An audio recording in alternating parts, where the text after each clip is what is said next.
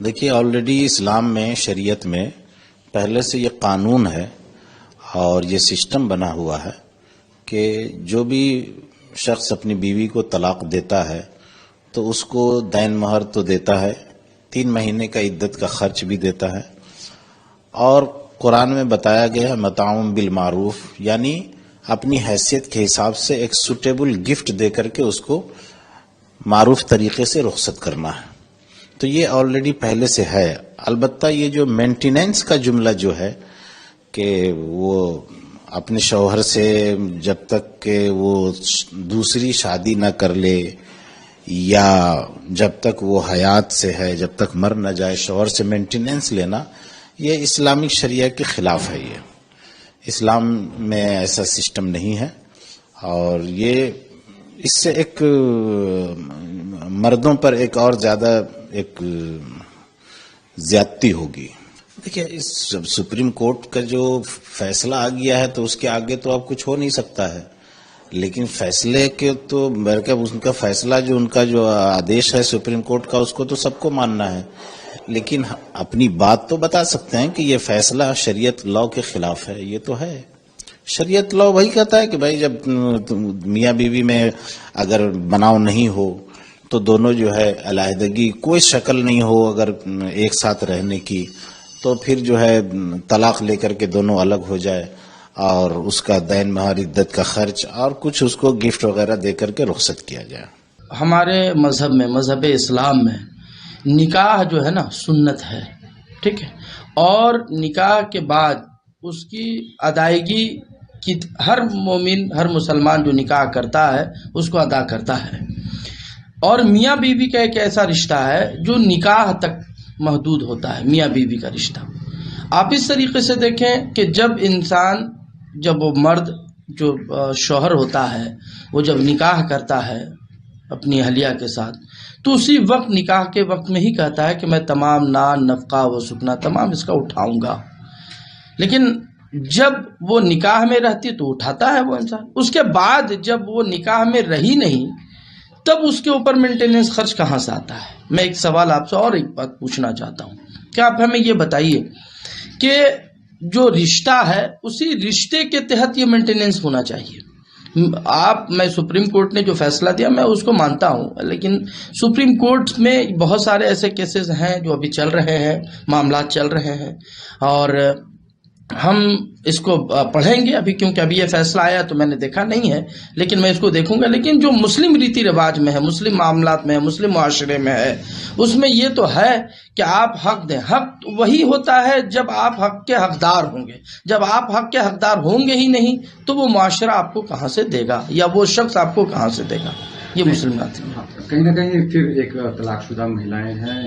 پھر یہ نہ ادھر کی رہتی ہے نہ ادھر کی، تو نہیں، جب طلاق شدہ ہو گئی تو طلاق شدہ جب اس میں نکاح میں رہی نہیں، جب طلاق ہو گئی تو اس سے تو ہے ہی نہیں اس کی، اس میں اگر اس طریقے سے آپ دیکھیں گے تو مینٹیننس، وہ تمام چیزیں جب وہ طلاق کا مسئلہ آتا ہے یا خلا کا مسئلہ آتا ہے تو ہمارے ادارے شریعہ میں یہ بات ایک دم آیا ہے کہ تمام چیزیں اس کو لوٹا دی جاتی ہے، جو اس کا سامان ہوتا ہے، جو اس کی چیزیں ہوتی ہے، وہ تمام چیزیں پہلے دے دی جاتی ہے، اس کے بعد ہمارے ادارے شریعہ سے فیصلہ ہوتا ہے اس چیز کا۔ تو اس فیصلے کو آپ کس طریقے سے دیکھ رہے ہیں؟ دیکھیے اس میں جو ہمارے معاشرے کا مسئلہ ہے،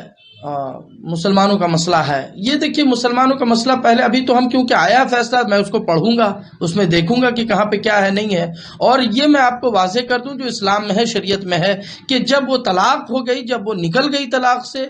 نکاح سے نکل گئی وہ، تب اس میں کچھ رہا ہی نہیں ہے اس کے پاس، تو وہ کیا دے گا؟ اور یہ دیکھیے سب سے بڑی بات یہ ہے کہ اگر آپ اس طریقے سے آپ دیکھیں گے کہ ہر لوگ دیتے رہیں گے تو جو آئی ہے، جو مان لیجیے جو دوسرا نکاح کرتا ہے انسان، جو ایک مسلمان دوسرا نکاح کرے گا، وہ پھر اس کو کہاں سے دے گا جو اس کی دوسری والی وائف ہوگی؟ دیکھیے شاہ بانو کا جو مقدمہ سپریم کورٹ نے فیصلہ کیا تھا 1985 میں، اس کے خلاف مسئلہ بورڈ موومنٹ جب آیا اور ایک نیا قانون بھی وجود میں آیا، لیکن اس قانون کے انٹرپریٹیشن کو ظاہر ہے ہر جوڈیشری کرتی ہے، سپریم کورٹ کرتا ہے۔ اس وقت سے ہی سپریم کورٹ نے کہہ دیا تھا کہ جو لوگ چاہیں گے अंडर CRPC 125 125 धारा 125 के अंतर्गत रिलीफ, तो उनको रिलीफ दिया जाएगा। इसमें मुस्लिम कम्युनिटी भी एग्जम्प्टेड नहीं है, मुस्तस्ना नहीं है, अलग नहीं है। और जुडिशरी का आमतौर पे ये रवैया रहा है या ऐसी मान्यता रही है हर जुडिशरी में कि जो धार्मिक कोडिफिकेशंस हैं या महिलाओं के अधिकार के लिए धार्मिक गारंटी हैं वो पर्याप्त नहीं है। ऐसी मान्यता अदालतों की रही है। वो सिर्फ इस्लाम के ताल्लुक से नहीं, और धर्मों के ताल्लुक से भी। तो वो जो मानसिकता है जुडिशरी की वो भी इसमें काम करती है। जहाँ तक बात इस तरह के रिसेंट हालिया फैसलों का सवाल है, इसमें हमें यही कहना है कि जो हमारी बहनें तलाक हो जाने या किसी वजह से खला या अलग हो जाने को इस्लामी शरीयत, इस्लामी कानून के तहत फैसला चाहती हैं, वो दारुल क़ज़ा के ज़रिए उस फैसले पर पहुँचें, ये उनके लिए बेहतर है। और जो बहनें हमारी समझती हैं कि मुल्क की अदलिया से उन्हें इंसाफ मिल सकता है या 125 CRPC के तहत उन्हें भरण पोषण की या जो ज़रूरतें हैं वो पूरी की जा सकती है, वहाँ से आदेश लेकर वो वहाँ जा सकती हैं, जा रही हैं। लेकिन उसमें एक मसला ये है कि अलग होने के बाद भी वो रिश्ता ख़त्म नहीं होता और दूसरी शादी महिला नहीं कर सकती, क्योंकि साबका शौहर से एक भरण पोषण यानी मेंटेनेंस लेने के कारण वो कनेक्टिविटी, वो ताल्लुक़ बना रहता है। तो इसको मैं कहूँगा ये गैर फितरी अमल है, इट्स अननेचुरल अप्रोच। इसीलिए पर्सनल बोर्ड कहता है कि भाई कानून शरीयत में बहुत वाज़ेह अंदाज में औरतों की इज्जत नामूस को सामने रखते हुए ये लेट डाउन किया है कि जो औरत साबका शौहर से अलग हो रही है, उसकी मर्जी है या शौहर की हालात का तकाजा है, उसके जो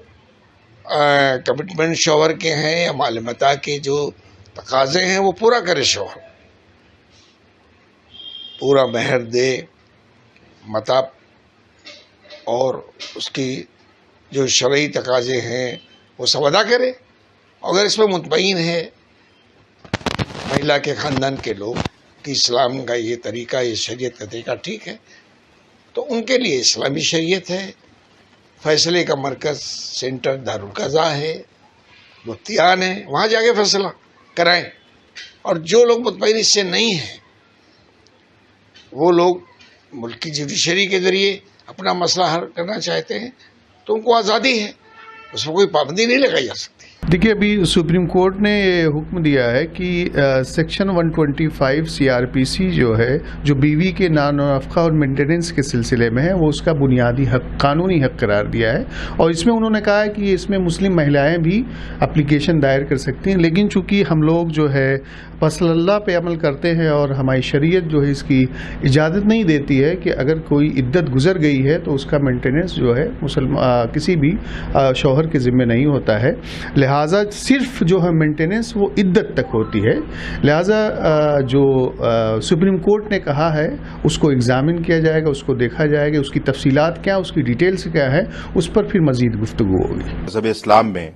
बीवी के और शौहर के हुकूक वाज़ेह तौर पर बयान किए गए हैं और ये कोशिश की गई है कि निकाह का जो रिश्ता है वो बाकी रहे, वो ख़त्म ना हो। मगर अगर दुश्वारी पैदा हो जाए, आपस में निभा ना हो, आपस में खलिश पैदा हो, तो फिर ये सूरत दी गई है कि तलाक के ज़रिए से या फस्ख़ निकाह के ज़रिए से या खुला के ज़रिए से आप उस रिश्ते से बाहर आकर आज़ादाना तौर पर अपनी ज़िंदगी गुजार सकती हैं या सकते हैं। अब जाहिर सी बात है कि जब तलाक हुई या खुला हुई तो फिर इद्दत के दौरान जो खर्च होगा वो शौहर की जिम्मेदारी हो कि वो अपनी बीवी का, जो साबका बीवी हो गई या आप साबका शौहर हो गए, अब आप शौहर नहीं रहे, मगर इद्दत के दौरान का जो खर्च है वो आपके लिए लाजमी है, आप उसे उठाएंगे। अब इद्दत के बाद जाहिर सी बात है शरई तौर पर भी वो बीवी नहीं रही, वो आज़ाद है, जहां चाहे शादी करे, अपनी आज़ादाना ज़िंदगी गुजारे, और शौहर भी आज़ाद है कि वो दूसरा निकाह, दूसरी शादी कर सकता है। तो ऐसे में शरई नुक्ते नज़र से जब एक रिश्ता बाकी नहीं है, बीवी طلاق کے ذریعے سے یا خلا کے ذریعے سے بیوی باقی نہیں رہی، شوہر طلاق کے ذریعے سے شوہر باقی نہیں رہا، تو پھر شریعت نے یہ ذمہ داری نہیں رکھی ہے کہ جب کوئی رشتہ نہیں ہے تو پھر اس کا خرچ یا اس کا بھتہ شوہر پر لازمی نہیں ہے۔ یہ مذہبی نقطہ نظر کی باتیں ہیں جو مذہب اسلام نے ہمیں بتائی ہیں۔ اب قانونی نقطہ نظر سے سپریم کورٹ نے کن بنیادوں پر یہ فیصلہ کیا ہے، کیا باتیں رکھی ہیں، یہ جو لا کے جانکار ہیں یا جو مذہب کے جو قانون کے جانکار ہیں وہ بہتر طریقے سے بتا سکتے ہیں۔ بہرحال ہماری یہی گزارش ہے کہ مذہب اسلام نے واضح طور پر ایک انسانی زندگی کے لیے یہ ہدایت پیش کی ہیں، اور مجھے لگتا ہے کہ سپریم کورٹ کو اس اپنے فیصلے پر نظر ثانی کرنے کی ضرورت ہے، ریویو کرنے کی ضرورت ہے، تاکہ جو مذہبی آزادی ہے وہ کہیں نہ کہیں مجروح نہ ہو اور مذہب اسلام کی جو خوبصورتی ہے وہ باقی رہے۔